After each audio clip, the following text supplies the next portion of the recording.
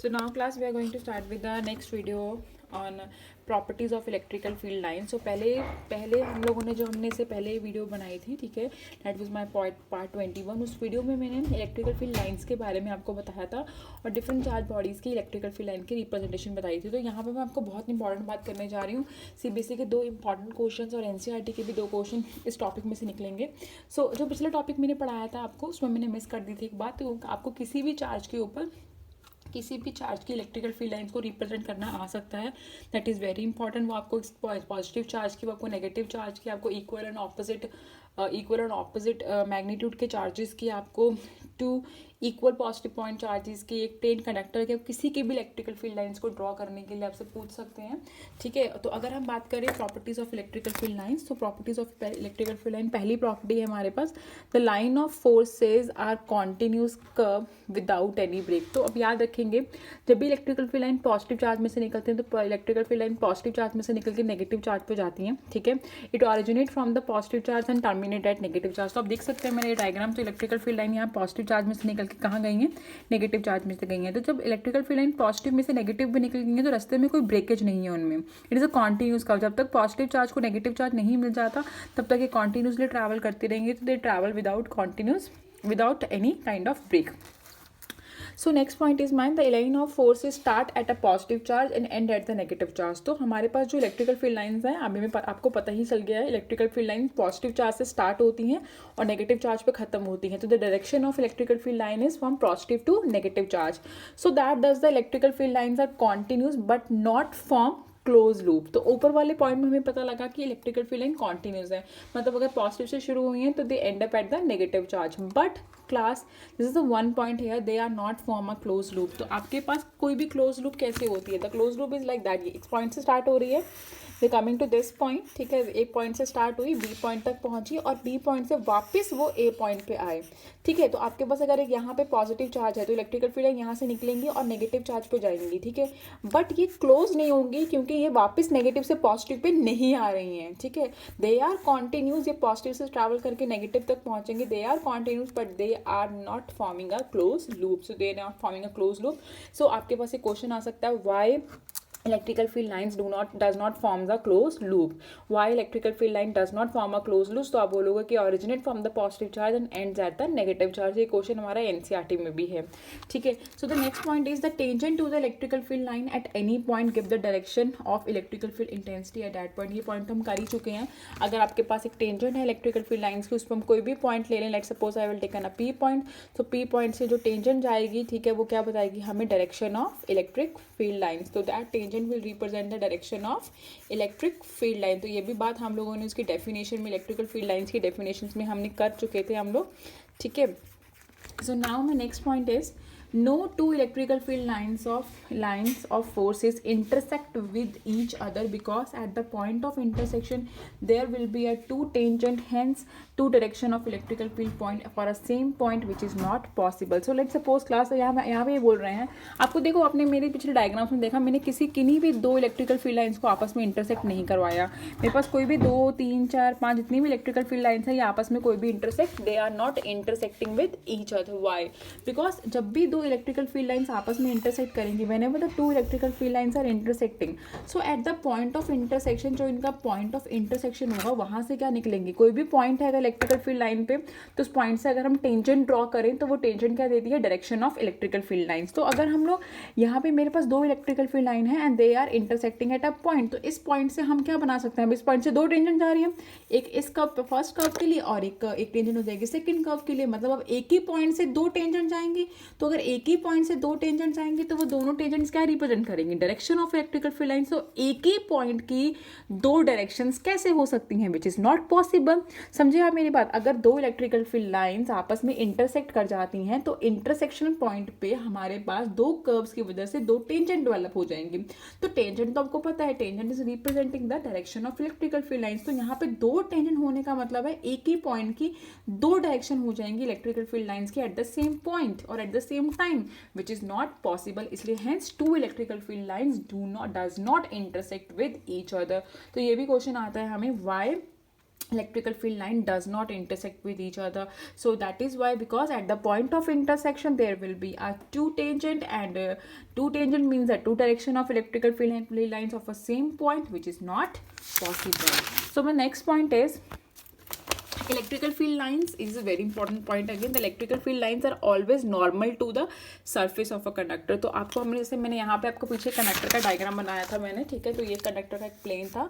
So let's suppose class, let's suppose you have this conductor, ठीक है, आपके पास ये एक कंडक्टर है, यू हैव दिस कंडक्टर, आपके पास ये एक कंडक्टर है, ठीक है, तो ये मेरे पास कंडक्टर है, ठीक है, मैं इसको थोड़ा बड़ा करके दिखाती हूँ. Let's suppose this is my conductor, और इस कंडक्टर के ऊपर अगर मैं पॉजिटिव चार्ज डाल दूँ, ठीक है, तो पॉजिटिव चार्ज डाल दूँ तो ये क्या होगा, इस कंडक्टर का प्लेन हो जाएगा, ठीक है, this is the plane of the conductor. तो इस कंडक्टर के प्लेन में अगर यहाँ पे पॉजिटिव चार्ज है, if there is a positive charge पूरा यूनिफॉर्मली इस कंडक्टर के ऊपर अगर स्प्रेड है, ठीक है, अगर पॉजिटिव चार्ज यूनिफॉर्मली इस कंडक्टर के ऊपर स्प्रेड है, तो पॉजिटिव चार्ज की वजह से इलेक्ट्रिकल फील्ड लाइन क्या होगी, बाहर की तरफ. पर ये कहाँ कैसे बाहर, ये ऐसे नहीं होगी. Electrical field line is not acting like this, because now the electrical field line is parallel to the conductor, is parallel to the conductor. Properties of electrical field line में क्या है कि electrical field line is always perpendicular to the conductor, ठीक है, it is always perpendicular to the conductor. तो यहाँ पे जो electrical field line होंगी वो plane के क्या होंगी, they are plane के perpendicular, they are not parallel to the plane, they are perpendicular to the plane, ठीक है.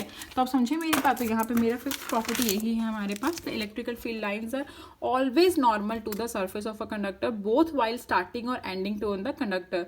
Hence there is a no component of electrical field intensity parallel to the surface of conductor. मतलब parallel component कोई नहीं होता हमारे पास, सिर्फ और सिर्फ कंपोनेंट कौन सा कंपोनेंट होता है हमारे पास, वर्टिकल कंपोनेंट होता है. And next is the electrical field line never passes through a conductor because the net electrical field in the interior of a conductor is always zero. तो अगर आपके पास एक कंडक्टर है, आपके पास एक हॉलो कंडक्टर है, अंदर से खाली है, हॉलो कंडक्टर है, तो इलेक्ट्रिकल फील्ड लाइन अगर यहाँ से जाएंगे, लेट सपोज यहाँ पे पॉजिटिव चार्ज पड़ा है, यहाँ से जा रही हैं, तो वो अंदर से पास नहीं करेंगे, अब वो बाहर से पास करेंगे. बिकॉज जो आपके पास अगर आपके पास एक हॉलो कंडक्टर है, if you have a hollow conductor मतलब जो अंदर से खाली है. Let suppose I show you my bangle, ठीक है, please hold for 1 second. So this is my bangle. So this is my bangle and this is hollow, ठीक है, this is hollow. तो अगर मैं इस कनेक्टर को कोई चार्ज दूंगी तो ये चार्ज सेंटर में नहीं आके इसके सरफेस पे आ जाएगा. तो चार्ज ये सेंटर में नहीं आके ये इसके सरफेस पे आएगा, ठीक है, तो इस सरफेस पे आएगा. तो इलेक्ट्रिकल फील्ड लाइंस परपेंडिकुलरली क्या होगा, इस सर्किट में से बाहर निकलेंगे. अगर नेगेटिव चार्ज आएगा तो अंदर की तरफ आएंगे, अगर पॉजिटिव चार्ज आएगा तो बाहर की तरफ जाएंगे. अंदर चार्ज नहीं होने की वजह से अंदर इलेक्ट्रिकल फील्ड भी नहीं होंगी, क्योंकि इलेक्ट्रिकल फील्ड लाइंस किस में से निकल रही हैं, चार्ज में से निकल रही हैं, ठीक है. तो अगर ऐसे ही मेरे पास एक हॉलो कंडक्टर है तो इसके बाहर इलेक्ट्रिकल फील्ड लाइंस होंगी, अंदर नहीं होंगी, if this is a hollow conductor. और electrical field line passes through a dielectrics, ठीक है क्लास, आपको पता है कंडक्टर्स, डाइलेक्ट्रिक्स और इंसुलेटर्स, ठीक है. आपको कंडक्टर और इंसुलेटर्स के बारे में तो पता है, पर डाइलेक्ट्रिक आपके लिए बिल्कुल कंप्लीटली एक न्यू वर्ड है. तो मैं आपको थोड़ा सा डेफिनेशन बता देती हूँ. कंडक्टर वो होते हैं जो इलेक्ट्रिसिटी को कंडक्ट भी करते हैं और इलेक्ट्रिसिटी को पास भी करते हैं. दे conduct the electricity, they pass the electricity, ठीक है. अगर मैं किसी कंडक्टिंग मटेरियल को हाथ टच करूंगी तो आई फील द शॉक, मुझे शॉक लगेगा, क्योंकि जो कंडक्टिंग मटेरियल है वो खुद कंडक्ट भी कर रहा है इलेक्ट्रिसिटी, और वो मैं भी कंडक्टर हूँ, ह्यूमन बीइंग भी कंडक्टर है, तो वो मुझ तक इलेक्ट्रिसिटी पास भी करेगा, ठीक है. Okay now class. So insulator में क्या होता है, insulator neither they pass the electricity, neither they conduct the electricity, neither they pass the electricity, neither they conduct the electricity. But जो डाइलेक्ट्रिक है वो खुद कंडक्ट नहीं करते हैं, ठीक है. They are like an insulator, they not conduct the electricity, उनके अंदर इलेक्ट्रिसिटी नहीं होगी, but they give the passage to the flow of electricity. But वो इलेक्ट्रिसिटी को फ्लो करने का पास दे देते हैं. जैसे इलेक्ट्रिकल फील्ड लाइन किसी डाइलेक्ट्रिक में से वैक्स में से यू कैन से वैक्स हो गया, हमारे पास वुड हो गया, अगर इन सब्सटेंस में से, नहीं not a would, I think wax और अंबर हो जाता है हमारे पास, ठीक है, पफ्स हो जाते हैं हमारे पास, कॉटन हो जाता है. अगर ऐसे सब्सटेंस आएंगे मेरे पास तो ये खुद कंडक्ट तो नहीं करेंगे electricity, but they pass the electrical field lines through them. तो डाइलेक्ट्रिक्स कौन होते हैं, जो खुद कंडक्ट तो नहीं करते हैं, तो they are not conducting but they are passing the electrical field lines, they are passing the electric currents. Okay class. तो ना next point is very important class again, ठीक है. So class the relative closeness of the electrical field lines gives the strength of the electrical field lines. Class जहाँ पे electrical field line बहुत ज़्यादा होती हैं, बहुत ज़्यादा होती हैं। अगर इलेक्ट्रिकल फील्ड लाइंस एक एरिया में बहुत ज़्यादा है, उनकी डेंसिटी बहुत ज़्यादा है, दैट मीन्स वहाँ उस एरिया में इलेक्ट्रिकल फील्ड लाइंस बहुत स्ट्रॉन्ग है। और जहाँ पे थोड़ी इलेक्ट्रिकल फील्ड लाइंस की क्लोजनेस थोड़ी कम हो जाती है, वहाँ पे इलेक्ट्रिकल फील्ड लाइंस थोड़ी वीक हो जाती हैं, ठीक है। मतलब एक चार्ज के एक स्टार्टिंग पॉइंट पे इलेक्ट्रिकल फील्ड लाइन की डेंसिटी बहुत ज़्यादा होती है, इसलिए स्टार्टिंग ऑफ द चार्ज में क्या होता है, इलेक्ट्रिकल फील्ड बहुत स्ट्रांग होती है। पर जैसे जैसे हम चार्ज से दूर जाते जाते हैं, इलेक्ट्रिकल फील्ड लाइंस की क्लोजनेस भी कम होती जाती है, दैट मीन्स उनकी इलेक्ट्रिकल फील्ड की स्ट्रेंथ भी कम होती जा रही है। Like you can see over here, यहाँ पे एक पॉजिटिव चार्ज है, तो आप देख सकते हैं छोटे से एरिया में से बहुत सारी इलेक्ट्रिकल फील्ड लाइन जा रही हैं, बहुत क्लोज है इलेक्ट्रिकल फील्ड लाइन, ऑल्दो कोई आपस में इंटरसेक्ट नहीं कर रही हैं, पर they are very close to each other. तो यहाँ इस एरिया में मेरे पास इलेक्ट्रिकल फील्ड लाइंस बहुत ही ज़्यादा स्ट्रांग होंगी। जैसे इस चार्ज से मैं थोड़ा दूर चली जाऊंगी, यहाँ पे इलेक्ट्रिकल फील्ड लाइंस की क्लोजनेस थोड़ी कम हो गई है, इनमें थोड़ा सा डिस्टेंस बढ़ चुका है। जब इनमें डिस्टेंस बढ़ गया है, दैट मीन्स यहाँ पे क्या है, दैट मीन्स यहाँ पे इलेक्ट्रिकल फील्ड लाइंस क्या हो गई हैं, इलेक्ट्रिकल फील्ड लाइंस की स्ट्रेंथ क्या हो गई है, इलेक्ट्रिकल फील्ड की स्ट्रेंथ कम हो गई है। तो इलेक्ट्रिकल फील्ड लाइन जितनी पास होंगी, इलेक्ट्रिकल फील्ड की स्ट्रेंथ उतनी ही हाई होगी, इलेक्ट्रिकल फील्ड लाइन जितनी दूर होंगी, इलेक्ट्रिकल फील्ड की स्ट्रेंथ उतनी ही कम हो जाएगी, ठीक है क्लास। तो if the field lines are very close to the electric field is strong, then electrical field is strong, and they are very far apart, the electrical field is weak, ठीक है। The electrical field is weak. So next class मैं बे form में discuss कर चुकी हूँ आपके पास। अगर इलेक्ट्रिकल फील्ड पैरेलल हों आपस में और इक्वली स्पेस्ड है, that mean they are uniform electrical field. और अगर इलेक्ट्रिकल फील्ड लाइंस में क्या है, डिस्टेंस यूनिफॉर्म नहीं है, एक कहीं ज़्यादा डिस्टेंस है, कहीं बहुत कम डिस्टेंस है, कहीं बहुत ज़्यादा डिस्टेंस है, तो they are consider to be a non uniform. समझ आई क्लास।